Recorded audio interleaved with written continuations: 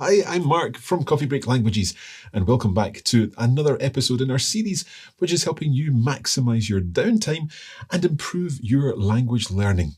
Now, in this episode, we're going to be talking about listening. But just before we get onto that, let's have a quick review of what we talked about last time, because then we were talking about reading. And we talked about the idea of reading for pleasure. We talked about following your passion, reading plays or graphic novels, and considering easy readers.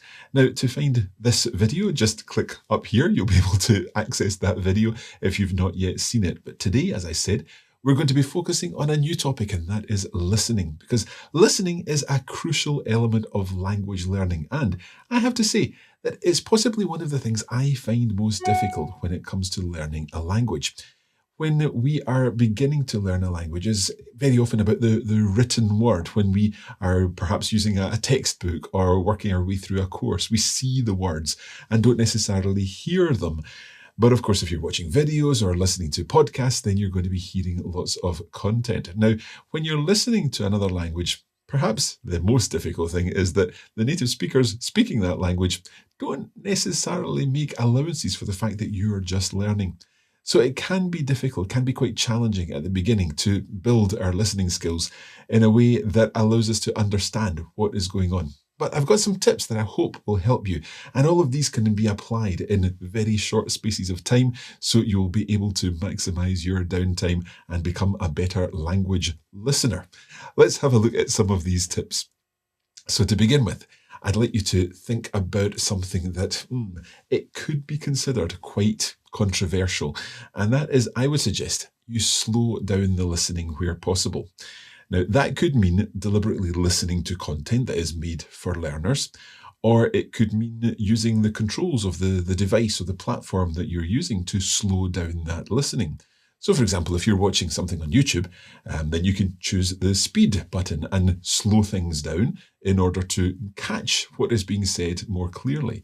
Again, very often podcast apps have a way to slow down the audio, and that way you can listen at a slower pace. Now, obviously, this sounds a little bit not quite right at times. It sounds a little bit strange because the words are being spoken like that. It's not a real person speaking more slowly. It is an electronic slowing down of the content. However, it can help you to understand things a little more clearly. Now, very often people suggest that this is not a good idea because by slowing down the listening, we're not experiencing the language in a real sense, experiencing the language the same way that you would in a real situation. However, if you think about it, in the vast majority of situations, you can ask someone to speak more slowly when you're having that real conversation. So I don't really think this slowing down of audio materials is cheating. I don't think it's cheating because in real life we can ask people to speak more slowly. So think about that. Don't feel that by slowing things down you're cheating. I would say by slowing things down you're giving yourself a better chance to get used to the rhythm of the language, to get used to the sounds of the language, and to try to work out what is being said. Now, there comes a time when you're learning a language that you reach this, what I call the magic boundary where you begin to understand where one word stops and the next word starts. And that is a great point because it's when everything clicks in your listening.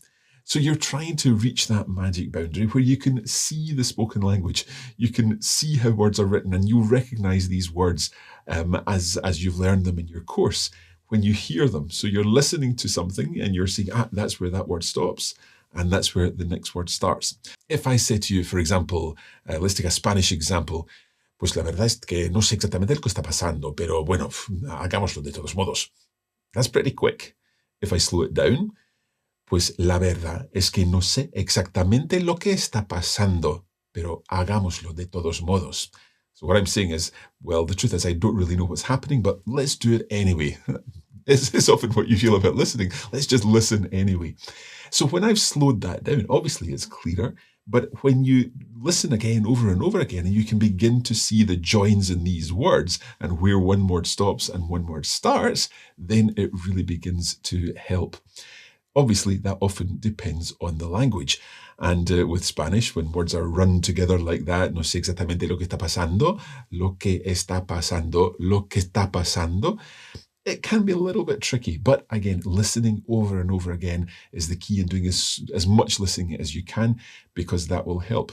Now, although I've said that I believe that slowing down listening is very important, I think it's only important when it's taken in combination with listening to the language at a normal speed, because that really is crucial, even if you don't fully understand everything. When you hear something that's been spoken quickly, and I would suggest listening to podcasts that are aimed at native speakers, find some podcasts and listen to them. And even if you don't understand everything, you're beginning to pick up the sound of the language, the speed of the language, how quickly it's spoken, and also the intonation, the way in which one word moves into another, the pitch of the language, how it all works, particularly with tonal languages. Because as you listen to content for native speakers, it really does help you pick up that musicality of the language and helps you understand how the language should sound.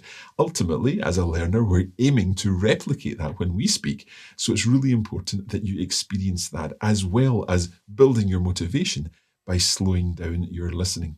So those are my 4 key points for listening. First of all, slow down the listening if you can by using the device or the platform that you're on. Secondly, the fact that it's not cheating to do that, because of course in real life you can ask native speakers to slow down or to say things again. The idea of reaching that magic boundary when you can understand when one word stops and the next word starts. And the fact that this normal speed is crucial. You need to listen to content at normal speed too.